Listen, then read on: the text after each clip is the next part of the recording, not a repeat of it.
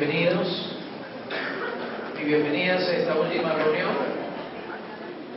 de hoy día, que ha sido un día bastante agitado. Hemos tenido buenas reuniones durante todo el domingo. Gracias, Señor, porque Dios está añadiendo cada día hombres y mujeres y familias a la familia de Dios. Y esto es muy bueno, saber que estamos llevando adelante la misión del Señor.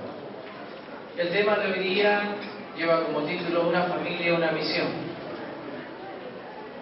Y vamos a usar ese texto de Hechos capítulo 1, verso 8, pero en el contexto de la familia. Es bueno hablar de la familia, pero desde una perspectiva diferente. Una familia con una misión. Porque la verdad, hermanos, el propósito de haber sido alcanzados con este bendito evangelio es para no solamente salvarnos nosotros, sino salvar también nuestras familias. Y lograr que nuestras familias estén involucradas en la misión de Dios. Si hay algo que tiene valor en este mundo, es justamente servirle al Señor con nuestras familias. El reto es pasajero, es temporal, que no tiene repercusión en el cielo, pero cuando estamos sirviendo al Señor con nuestras familias, involucrando a nuestras familias en la misión de Dios, entonces sí hay propósito. Sí hay propósito para existir, sí hay propósito para dar nuestra vida por aquel que lo dio todo para salvarnos. Quiero decirte también a ti que tú existes en un entorno familiar. En nuestras iglesias existen diferentes familias completas, papá, mamá, hijos. Pero también hay familias donde solamente está el papá o está la mamá, ¿verdad?, al frente de la familia. Pero al final somos un conjunto de familias que Dios nos ha llamado para estar en sus caminos y también para servirle. Cuando Dios habla de familia, se está dirigiendo a ti y a mí esta noche. En medio de ese entorno familiar. Porque cuando uno viene a Cristo, no solamente viene uno solo, atrás de uno está toda nuestra familia. Y si ustedes son hijos y han venido a los pies de Cristo, atrás de usted están sus padres, están sus hermanos, están sus tíos, está todo ese entorno familiar que te rodea. Y es ahí donde tú tienes que mirar, porque dice la palabra, cree en el Señor Jesucristo y serás salvo tú y tu casa. Tú no puedes mantenerte al margen de esta verdad. Si Dios te ha llamado y tú ves que tu familia todavía no está involucrada en la misión de Dios, es el tiempo para que tú despiertes y dobles tus rodillas y clames al Señor por cada uno de los integrantes de tu familia. Lamentablemente vivimos en un mundo tan egoísta que nos hace pensar que ya yo soy salvo es suficiente.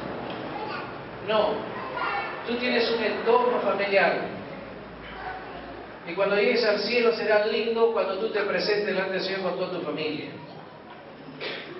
¿Hay dificultades? Claro que hay dificultades en la vida. ¿Quién no tiene dificultades? Pero Dios quiere bendecir las familias. Pero depende de ti si realmente vas a ser un canal de bendición para tu familia. Teniendo esto en cuenta, leamos ahora Hechos capítulo 1, verso 8. Teniendo como contexto esto, la familia, leamos entonces Hechos 1, 8. La Nueva Versión Internacional dice lo siguiente: pero cuando venga el Espíritu Santo sobre ustedes, recibirán poder y serán mis testigos tanto en Jerusalén como en toda Judea y Samaria y hasta los confines de la tierra. Este es el llamado de Dios. Este es el único llamado de Dios para ti. Si este es el llamado de Dios para tu vida, entonces surge la pregunta: ¿Hasta dónde debo ir con mi familia en esto de cumplir la misión de Dios? La respuesta que espera Dios esta noche de tu parte sería hasta donde Cristo quiera, cuando Él quiera, lo que Él quiera y con quien Él quiera. ¿Cuánto podemos decir amén? Amén. Es decir, Dios nos llama a una entrega incondicional. Esto es lo que Dios espera de ti, una entrega incondicional. Quiero dejar contigo 4 consideraciones, tomando como base este texto. La primera consideración es que este llamado es una nueva realidad. Porque el verso 8, la primera parte dice: pero recibiréis poder cuando haya venido sobre vosotros el Espíritu Santo. Y la palabra clave aquí es poder. Esto estaba definiendo algo excepcional que se iba a producir o se iba a dar en ese puñado de hombres y mujeres que estaban orando en el aposento alto esperando la promesa del Señor. Ese grupo de hombres y mujeres que estaban orando en el aposento alto estaban esperando ese momento excepcional cuando el Espíritu Santo iba a descender, iba a bajar ese poder especial de Dios sobre la vida de los primeros discípulos. Esto era algo excepcional, pero a la misma vez era algo nuevo para los judíos, porque en el contexto judío ellos habían visto en el Antiguo Testamento que el Espíritu Santo venía y sobre un hombre y lo capacitaba y era profeta. Venía sobre otro hombre y era rey.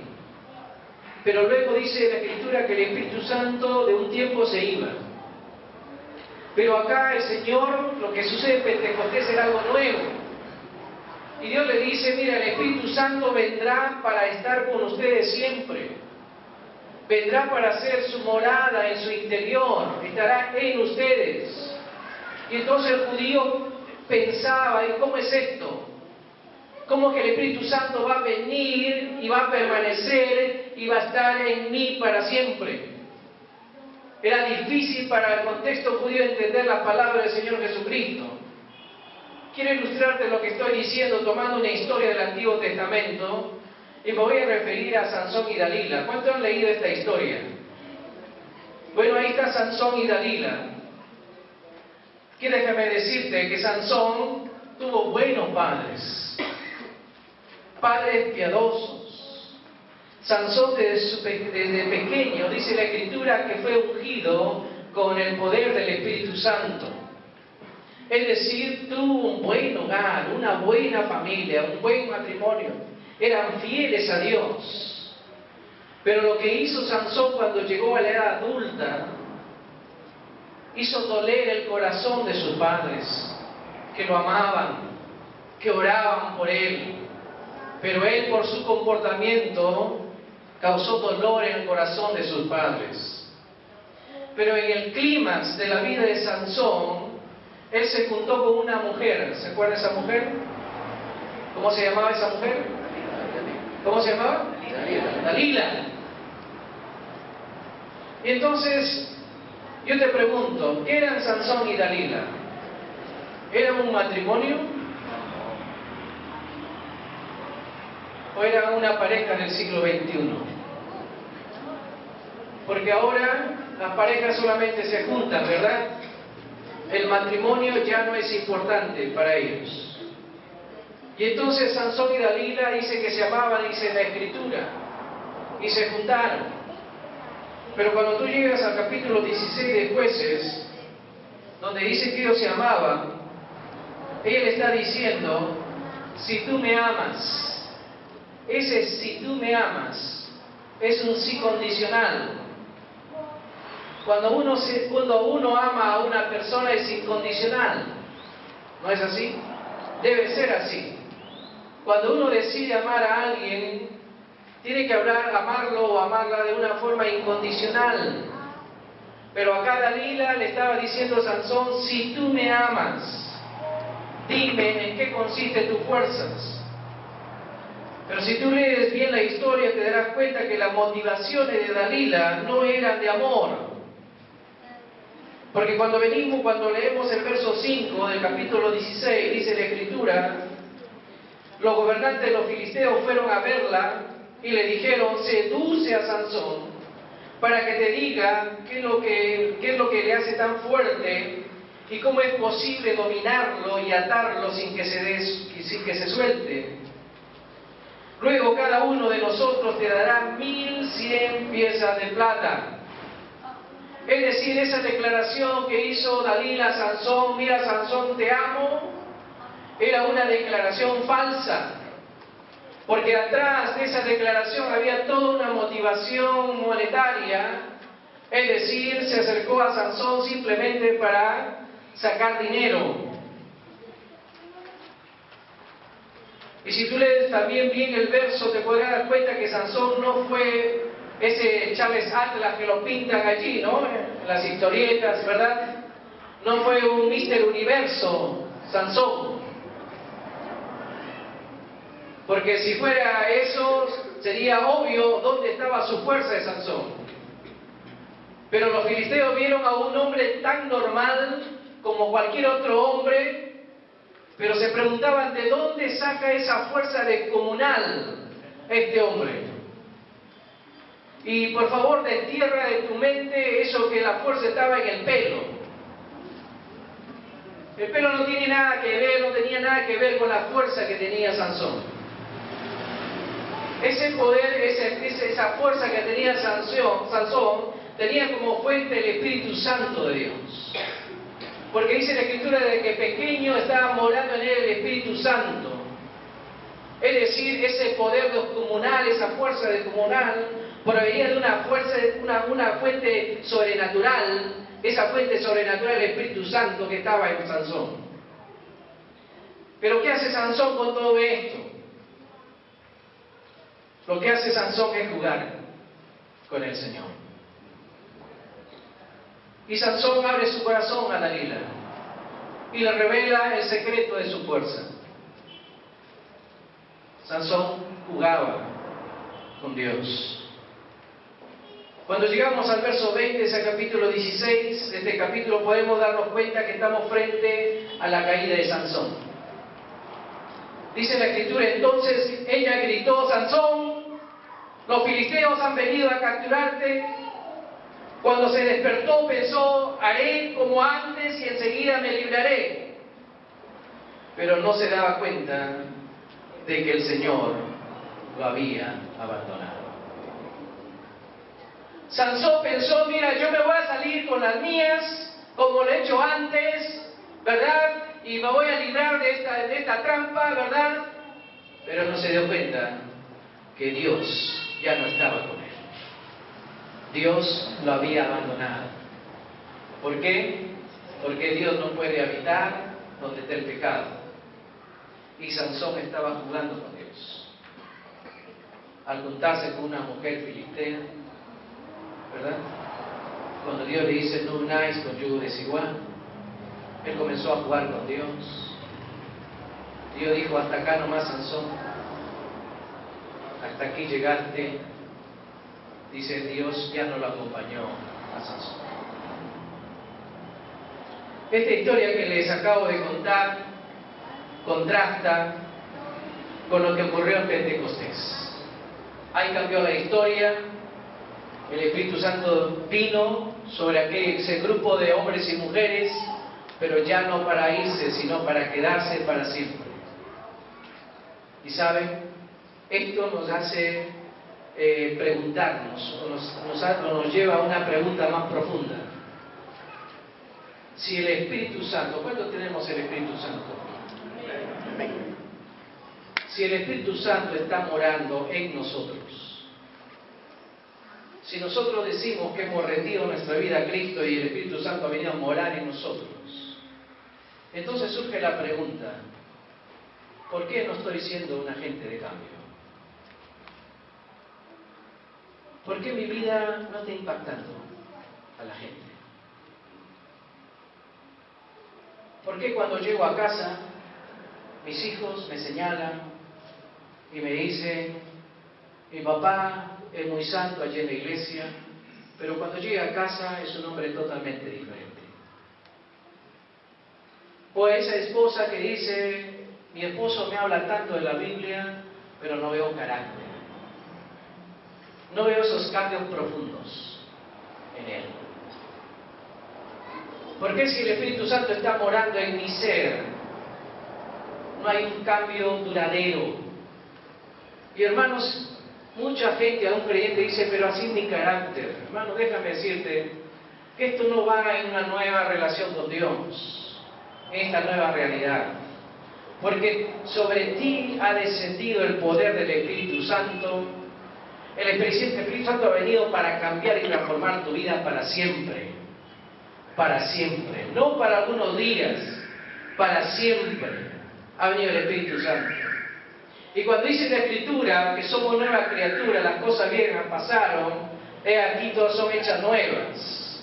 Quiere decir que el Dios creador que hizo los cielos y la tierra en 7 días, se tomó un día más, un 8º día para crearte a ti de nuevo.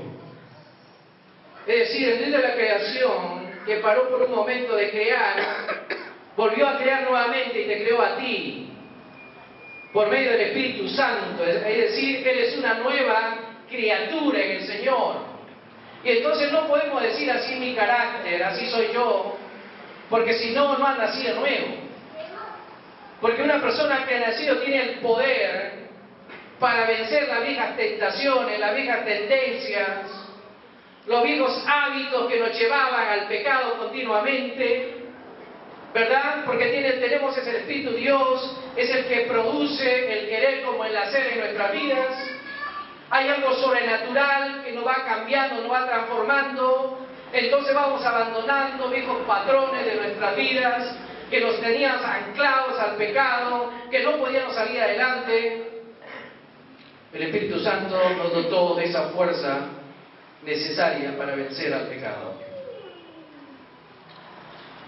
Y esto es vital porque dice el Señor, pero cuando venga el Espíritu Santo sobre ustedes recibirán poder. ¿Y qué de nosotros? ¿Cuántos vivimos una vida de poder? ¿Cuándo podemos decir, yo vivo una vida de poder?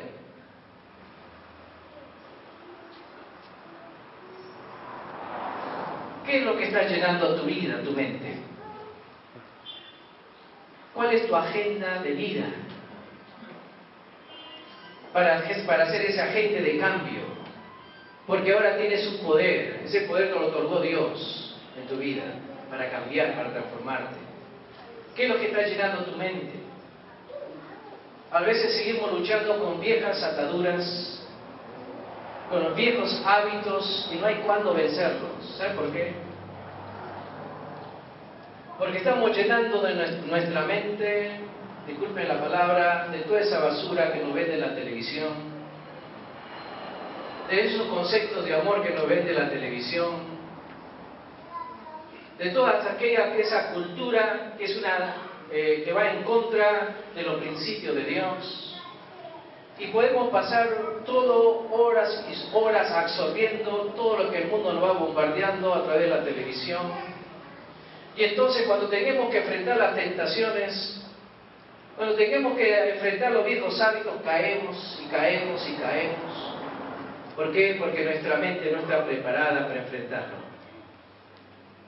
Porque no hemos tiempo de llenar nuestra mente con la palabra de Dios, que es la única que nos puede cambiar y transformar por el poder del Espíritu Santo, ¿verdad? Y entonces seguimos jugando muchas veces como jugaba Sansón con Dios. Pero cuidado, yo sé que el Espíritu Santo nunca más se va a ir de tu vida, pero sí podemos entristecer, podemos enfriar el Espíritu Santo que ha venido a morar en nuestras vidas. ¿Cuántos realmente podemos decir que Dios ha creado esa nueva realidad en nuestras vidas? Si no se ha creado esa nueva realidad en nuestra vida, déjame decirte que nuestro cristianismo es más falso que esa moneda de 3,50 soles. Si no hay una evidencia de un cambio, una transformación, nuestro cristianismo no sirve. Simplemente hemos seguido lo que otros siguen, pero sin profundidad. Y entonces necesitamos reconocer esto y hacer cambios profundos en nuestra vida, porque Dios te ha otorgado poder. Amigo, hermano, joven, Cristo te ha dado poder, el Espíritu Santo, para vencer todo aquello que te pueda alejar de Dios. La segunda consideración es que este llamado es una nueva distinción. Ahora, el Señor cuando dice recibirán poder, pero el Señor no lo ha dejado en el aire este poder. Es decir, cuando Dios te da poder es algo para algo específico. Si tú sigues leyendo este verso, el verso 8 dice, y serán, ¿qué cosa? Mis testigos. Y serán mis testigos. Esta es la nueva distinción, una distinción que nos tiene que desafiar cuando yo recibo el Espíritu Santo de Dios. Y por favor dejemos de espiritualizar las cosas aquí. Cuando yo recibo el Espíritu Santo es porque la nueva vida trae una nueva distinción para mi vida. Soy diferente al resto. Debo ser diferente al resto. Porque ahora tengo el Espíritu Santo que está morando en mi vida y eso me da una nueva distinción. Soy distinto. Y entonces ahora soy testigo. Tengo que ser testigo no solamente entre cuatro paredes. Tengo que ser testigo cuando llego a casa. Tengo que ser testigo cuando estoy en el trabajo, cuando estoy en la universidad. Los chicos tienen que darse cuenta que soy diferente, que mi conversación es diferente, que mi perspectiva de la vida es diferente, ¿verdad? Que mi existencia acá tiene un propósito, y ese propósito es honrarle a Dios, glorificar a Dios con mi vida. Si esto no es evidente en nuestras vidas, no estamos cumpliendo el propósito de Dios, ser testigos aquí en la tierra. Una nueva distinción. ¿Por qué? Porque el Espíritu Santo no vino para quedarse un ratito en ti, vino para quedarse para siempre. Pero no solamente dice la Escritura que vino el Espíritu Santo sobre nuestras vidas, sino también el Espíritu de verdad. Juan 14, 17, mira lo que dice la Escritura ahí. Es decir, dice Juan 14, 17, es decir, el Espíritu de verdad, el cual el mundo no puede recibir porque no lo ve, no todos lo reciben, ni lo conocen, pero ustedes, los que han rendido su vida a Cristo, lo conocen porque permanece con ustedes y estará en ustedes. Por favor, ¿entiende la diferencia aquí? Permanece con ustedes y estará en ustedes. Esto es vital para nosotros porque hay una diferencia sobre ustedes y dentro de ustedes. Como dije antes, en el Antiguo Testamento venía el Espíritu Santo sobre una persona y era profeta. Venía el Espíritu Santo sobre una persona y era rey, ¿correcto? Pero ahora no, después de Pentecostés vino el Espíritu Santo, hizo su morada en nosotros, habita en nosotros, está en nosotros y ha venido para quedarse para siempre. ¿Cuántos tienen el Espíritu Santo de Dios esta noche? Levante la mano, todos los que tenemos el Espíritu Santo de Dios. Todos los que hemos rendido nuestra vida a Cristo tenemos el Espíritu Santo. Y no solamente el Espíritu Santo de Dios, sino también el Espíritu de verdad. Pero algo más quiero decirles aquí. Dios no solo involucra a la persona como ser individual, escúchame bien. Dios involucra a la familia. Y esto es lo que debemos tomar en cuenta desde el primer libro de la Biblia. Si tú abres tu Biblia en Génesis capítulo 12, verso 3, ahí puedes leer la promesa que Dios hizo a Abraham. Mira por un momento ahí la palabra de Dios. Dice la palabra de Dios lo siguiente: bendeciré a los que te bendigan y maldeciré a los que te maldigan. Y en ti serán benditas todas las familias de la tierra. ¿Qué le estaba diciendo Dios a Abraham? Abraham, tú y tu familia, no solamente tú, Abraham, tú y tu familia, a partir de ahora serán un canal de bendición universal para todas las familias de la tierra. Eso es lo que le estaba diciendo Dios a Abraham. A partir de ahora, Abraham, tú y tu familia serán un canal de bendición para toda la familia de la tierra. Y esto nos debe hacer pensar y reflexionar, porque Dios me está llamando a mí y a mi familia. Cree en el Señor Jesucristo y serás salvo tú y tu familia. Tu familia. Por eso, hermano, hermana, amigo, joven, si tú eres el único de tu familia que conoce a Cristo, comienza a doblar tus rodillas, a clamar por tu familia. Porque la idea de Dios es la familia. Dios ha llamado familias para que le sirvan. Y en esos planes está tu familia. Muchas veces como padres restringimos a nuestros hijos, escuchamos testimonios de nuestros hijos: pastor, mi padre no me permite venir al templo, no me permite hacer esto para Dios. Y esto es algo lamentable, porque los padres deben ser los líderes espirituales de sus familias, los primeros que deben estar motivando a sus hijos, a sus chicos, a seguir en los caminos de Dios. Pero muchas veces todo lo contrario, son los que desaniman a los hijos a servir a Dios con todo su corazón.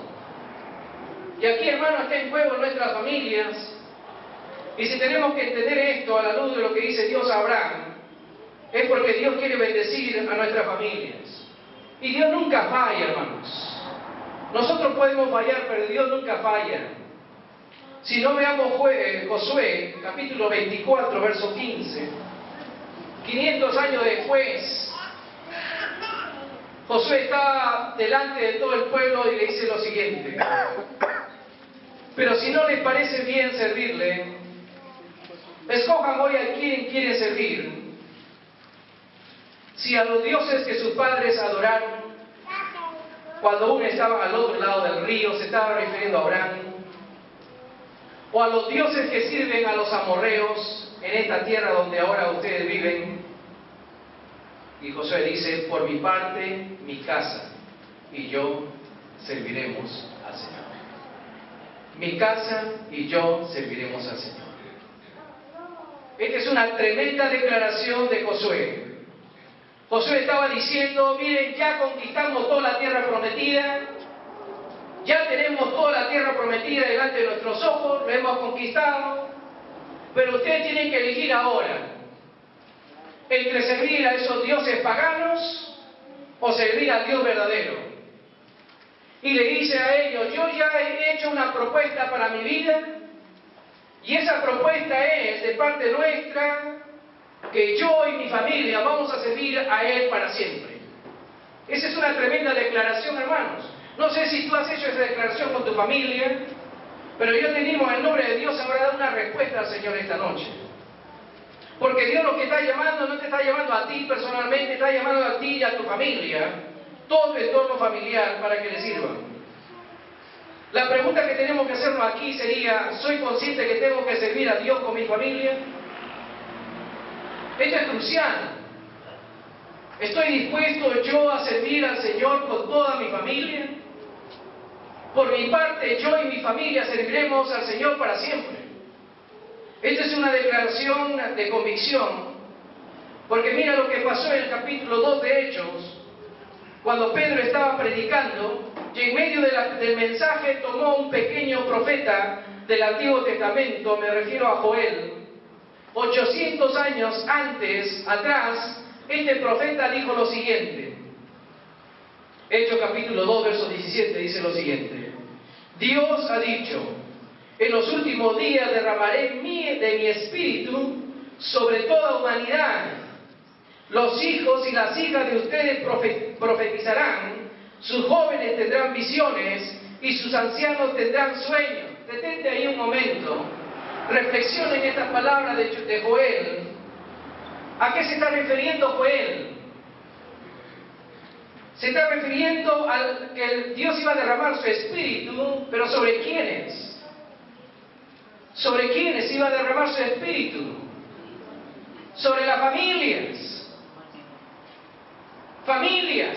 Ahí está el papá, la hija, los hijos. Dice que se derramó el Espíritu Santo, todo eso se cumplió en ese día, porque ahí se pudo ver a los hijos y las hijas que estaban profetizando. Es decir, familias enteras viniendo a los pies de Jesucristo, papá, mamá, hijo, porque cuando un judío, el padre se convertía, venía con toda su familia al Señor. Era el líder de la familia. Y entonces cuando él se convertía al Señor, venía atrás de él todo su entorno familiar. Y por eso lo que dice Joel se cumplió, porque los hijos y las hijas comenzaron a profetizar. Los jóvenes tuvieron, como dice la Escritura, comenzaron a tener visiones y los ancianos sueños. La familia. Y esto también me impacta a mí, porque me hace ver que la Escritura muestra familias enteras que se convirtieron al Señor y se consagraron por entero al Señor, porque entendían que el Señor ama a las familias y el Señor quiere bendecir a las familias. Pero para recibir todo esto tienes que creerle al Señor. No simplemente creer en Dios, tienes que creerle a Dios. Dios quiere bendecir tu familia. Tómale la palabra a Dios. Para nosotros este mes ha sido muy interesante, porque me he visto hombres mayores ya con familia, entendiendo esta realidad, esta nueva realidad, recibiendo a Cristo, recibiendo ese poder para ser testigos en su familia. Y a mí me agrada cuando entran los varones, le ven con su familia. Entonces digo, Señor, gracias, se cumplió el propósito. Se cumplió el propósito, valió la pena tanto esfuerzo, porque ahora podemos ver hombres cambiados, transformados por el poder de Dios, glorificando a Dios, cantando al Señor aquí. Cuando usted ve a los jóvenes, a los varones, los viernes aquí, usted diría, ¿quién son esos jóvenes? Porque hay un espíritu en ellos. Y acá están saltando, alabando a Dios como chiquillos, como niños espirituales. Y eso, hermanos, es impactante ver varones de edad cantando de esa manera. Hemos cantado una canción y vamos a cantar al final una canción de Levé. Pero déjame decirle que algunos varones ahí nos miramos uno al otro y cuando comenzamos a saltar, porque ya el Espíritu Santo comenzaba a movernos. ¿Por qué? Porque ahora somos testigos de Dios, hay un nuevo sentir en nuestros corazones. La tercera consideración es que este llamado es una nueva perspectiva, porque el versículo dice, y serán mis testigos tanto en Jerusalén como en Judea, en toda Samaria, hasta los confines de la tierra. Y déjame decirte algo aquí, pareciera que este libro fue escrito mal, de los Hechos, porque cuando vamos al original, en griego, Lucas, el que escribió Hechos, lo escribe de esta manera: y me serán testigos en Jerusalén, y en Judea, y en Samaria, y hasta los confines de la tierra. 4 ellos. ¿Qué significa todo esto? Es que la misión de Dios no es secuencial, es simultánea en todo lugar. Por eso estamos predicando acá, se está predicando en Miramar, se está predicando en Vista Alegre, se está predicando en La Esperanza, en todo lugar, está predicándose en Huamachuco, en todo lugar, porque la obra de Dios tenemos que llevarlo hasta los confines de la tierra. Pero ¿cómo vamos a ir? Nuestro lema a partir de ahora será: vamos a ir hasta lo último de la tierra con mi familia, con nuestra familia. Y sería lindo que este viaje misionero que tenemos en noviembre vaya papá, mamá, hijos, y participemos juntos de la obra misionera. Juntos de la obra misionera. Estar ahí con nuestros chicos del campo, compartiendo esa necesidad espiritual de ellos, pero también lo material con ellos. Simultaneidad es lo que Dios nos indica en este pasaje. Y por último, este llamado es una nueva orden, su mandato. No es opcional. Obedeces o desobedeces. Dios te está llamando a ti y a tu familia. Y la palabra que es testigos viene de la palabra griega mártir, de donde viene nuestra palabra castellana mártir. ¿Y por qué nació esta palabra así? Porque hubieron hombres y mujeres que dieron su vida por la causa de Cristo. Y luego de esto, las últimas palabras del Señor fue: Jesús se acercó y les dijo, en Mateo capítulo 28, verso 18, le dice lo siguiente: Jesús se acercó y les dijo: toda autoridad me ha sido dada en el cielo y en la tierra. Aquel que había vencido la muerte, aquel que había ascendido al cielo, Dios le otorgó toda autoridad. Y entonces con esa autoridad nos dice a nosotros: toda autoridad me ha sido dada en el cielo y en la tierra. Verso 19: por lo tanto vayan y hagan discípulos en todas las naciones y bautícenlos en el nombre del Padre, del Hijo y del Espíritu Santo, y enséñenle, verso 20, a cumplir todas las cosas que les he mandado, y yo estaré con ustedes todos los días hasta el fin del mundo. Amén. Las Escrituras dicen que por lo menos 500 personas escucharon estas palabras. Y allí estaban hombres, mujeres, jóvenes, niños, escuchando estas palabras, diciéndoles: ustedes con sus familias tienen que ir hasta lo último de la tierra con mi evangelio, predíquenlo con sus familias para que toda la humanidad me conozca. Un llamado que convoca a todo creyente indudablemente a mirar hacia afuera. Tú y yo necesitamos mirar hacia afuera. Dios te ha salvado. Probablemente en tu casa haya personas que están en camino de perdición. Es el momento que tú dobles tus rodillas por ellos, clame por ellos día tras día, hasta que Dios conteste, hasta que tú los veas aquí, arrepintiéndose y viniendo a Cristo. Tú tendrás que seguir orando, buscando al Señor por tu familia. Quizás en ese trabajo que tú tienes hay personas que no conocen a Cristo. Tú tendrás que clamar a Dios por ellos en todo lugar, en casa, en el trabajo, en todo lugar tendrás que ser testigo de Dios. Porque Dios no solo ama a las familias, sino las involucra a las familias en la misión de Él. ¿Y por qué digo todo esto? Y quiero ir concluyendo. Mira conmigo 1 Corintios capítulo 1, verso 16. 1 Corintios capítulo 1, verso 16. Ahí está el apóstol Pablo diciendo lo siguiente: también bauticé a la familia de Estéfanas, pero no sé si he bautizado a algún otro. ¿Qué es lo que estaba diciendo aquí Pablo? Pablo era muy cuidadoso del ministerio, así que él no se involucraba casi en el bautismo de los creyentes. ¿Por qué? Porque si no se iban a identificar con Pablo y crear ciertas divisiones en la iglesia. Entonces Pablo se cuidaba mucho de no bautizar. Pero él recuerda que él bautizó a una familia, a la familia de Estéfanas. Y cuando tú lees el capítulo 16, verso 15, mira lo que dice Pablo allí. Hermanos, ustedes ya saben que la familia de Estéfanas fue el primer fruto de Acaya y que ellos se han dedicado a servir a los santos. Otra versión dice: ustedes ya saben que Estéfanas y los de su casa fueron los primeros frutos de la cosecha de creyentes en Grecia, y ellos tienen su vida puesta al servicio del pueblo de Dios. ¿Entiendes acá, hermano, lo que está diciendo Pablo? Familias. Familias. Por las casas y por el templo. Por la casa, la familia. Por el templo, la familia. Es decir, iban por las casas predicando el Evangelio, pero también llevaban a las familias al templo. Yo no sé cómo está formada tu familia, pero acá vemos una familia totalmente dedicada al Señor. Pero quiero que tú sepas algo. Dios está mirando tu entorno de familia ahora. Está mirando a tu papá, a tu mamá, a tus hermanos, tu entorno familiar. Y déjame decirte algo más: ese entorno familiar tuyo, Dios lo está amando y lo ama. Dios te está diciendo hoy día: mira más allá de ti mismo y vas a encontrar necesidad.